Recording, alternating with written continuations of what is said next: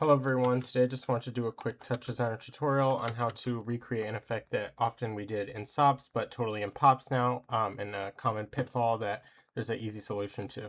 So I'm creating this geometry that's moving infinitely forward. I have a lot of noise on it right now, so I'm going to just disable that noise and we are going to get this effect where we have geometry seemingly infinitely coming forward, but actually it's not infinite. And it's relatively easy to do in pops. So let's get into it. So let's start with a new project. The first thing I'm going to do is take in a couple generator pops. So start with the torus, and I'm also going to start with a point generator so we can examine how this technique works with both. Right off the bat, I'm going to take in a null, and I'm going to click this blue circle to have this appear in the geometry viewer. I'm going to make the geometry viewer visible by clicking this button, splitting in whichever way you want, then clicking this button and opening the geometry viewer. Make it definitely a little smaller here. And so we have this. Now we want to turn our point generator into a torus or circle. We can make the orientation XY, so we're looking at like a slice of the z-axis. And we are also gonna definitely make the Y radius smaller so we could get a bit easier viewing. And then we're gonna add, first of all, a copy pop. And the copy pop allows you to, in a somewhat limited way without the GLSL, make copies of your geometry. So I'm gonna make 4 copies. And I'm going to translate these backward in the z direction by -3.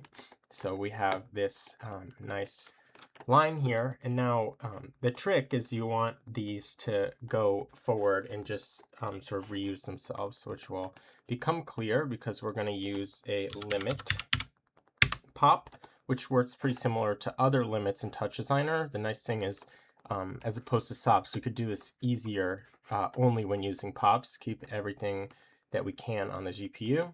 So now I'm going to add a transform pop. And off the bat, we're going to configure our limit. So the idea is that this is going to loop. So for our maximum value, we want to loop. Minimum value doesn't matter. We just want to affect z-axis. So as you could see, like before we did that, we had some sort of problem when we get above 1, 1, 1 on any axis. So we just want z, but you can change this if you do want to move up. If you do want to move along the x-axis, you could do whatever you would like. So the formula for getting our maximum, you could do this just by visuals, or you could also multiply the number of copies by the distance that we're translating. Take the product of that, which in my case is -12.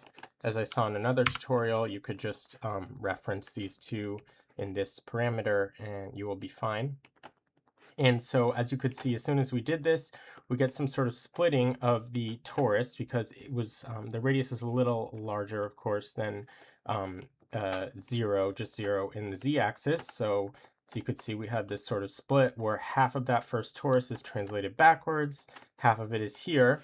And of course, in transform, if we play with the z, we get this movement where as soon as one crosses that barrier of 0 on the z-axis, it translates itself backwards. But the key thing that I'm making this tutorial about is, as you can see, when we're working with point gens, our points just get translated backwards. So there's not really a problem here.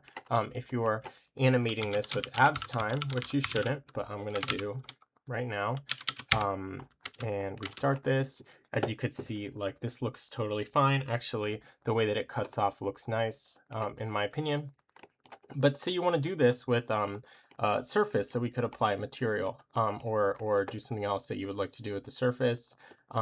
If we plug our torus in here, first I'm actually going to change the orientation so it looks better. Also, I want to change that Y radius so it looks more like the other one. If we plug that into our network, if you watch closely, we get something that is maybe cool, but not what is wanted. And the reason that that's happening is really similar. So obviously in our geometry, we have a certain connectivity of each of the points. These are made of primitives, and the surfaces that are connecting them are sort of being split across the axis, and these points that are from that torus are now appearing here. So we get this stretch that is not wanted. But there's a super quick fix for that, that we're gonna utilize the power of the copy pop, like how we would do in instancing. So the first thing I want to do is take in a point, and we don't really have to translate the point at all. I'm going to take that point into a copy pop and run that exact same thing that we did before. So I'm going to make 4 copies, translate those backwards, 3 units in the Z axis. For now, I'm going to disconnect this and move this over a bit. And now, if we view this on the geometry viewer, you could see we have points that are going backwards, and these would have been in the exact same positions as our torus was. So now we will go ahead and create our limit. So I'll delete this copy here. Our translate is still probably good, and I'm going to connect these. So I'm going to connect it to the top input of the transform. Excuse me, I don't know what's going on. Getting a little flustered. And so now if I'm going to stop viewing this here. Sorry, this is not supposed to be here. So you have the copy into the transform into the limit, and when we start, as you can see, we're working with points again, so there's absolutely no problem. And now we are going to create another copy pop to add our torus. So we create a copy pop, but this time we don't want our template of points, which we're going to instance, essentially do something close to instancing over with our torus. We want to actually put that into the template, which is the second input of a copy pop. Nothing happens because we need to have a geometry to put over those points. And so if we add that in here and visualize that into our geometry viewer, we have no problem at all, because we're not checking to see when any of the points in the torus are crossing the z-axis. We are just checking to see if any of those points in our template cross, and as soon as it crosses, we are just adding in that whole torus back where that point appears due to the limit pop. So there's definitely no difference in the limit pop that we used before, hence why I used it again. We're just leveraging the power of the copy pop to do something cool. So let's just render it really quick to see why this is good to use if we want to use a material. First things first, I'm going to stop viewing the geometry viewer. If I click over here, I'm going to make it the top viewer. I brought in a geo. I'm going to bring in an environment light since I'm going to test this with the PBR. I'm also going to take in a movie file in top because we need to create an environment map, which is a texture. I'm going to take in a default one by derivative and drag that over onto the environment map. Now I'm also going to need a regular light, which I'm not going to change. Also, I'm going to need a camera, which I am going to change just a little bit so we could see better what's going on. And then I am going to need to take in my PBR, and I'm going to drag the PBR in the geo. And I'm going to now create a render top, and I'm going to visualize that on my side of my screen.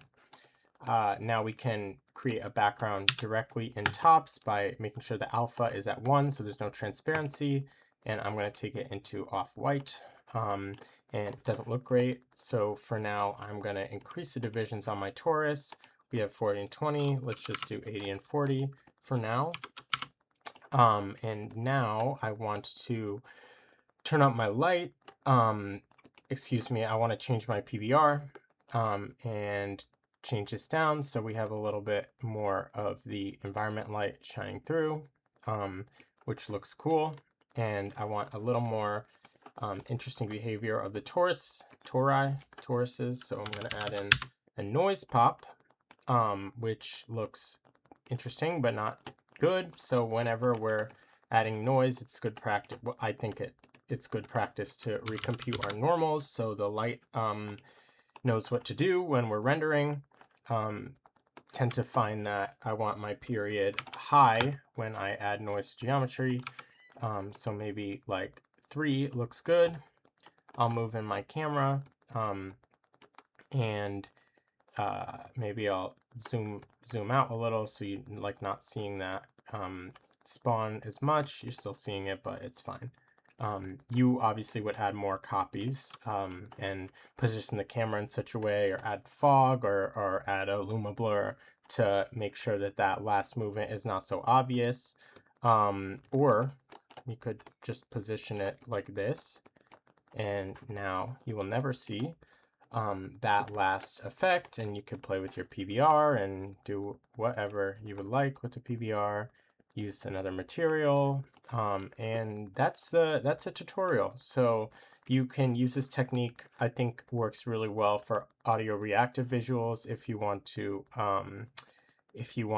have the circles moving on the beat, or sort of VJing things that people have been doing for years. It's just good, I think, nice to do this all in pops, so you have no interactivity with the CPU and get better performance. Obviously, my performance is not great, and I don't know why, but that's the technique. So thank you for watching. If there's anything else you would like to know, let me know. Yeah.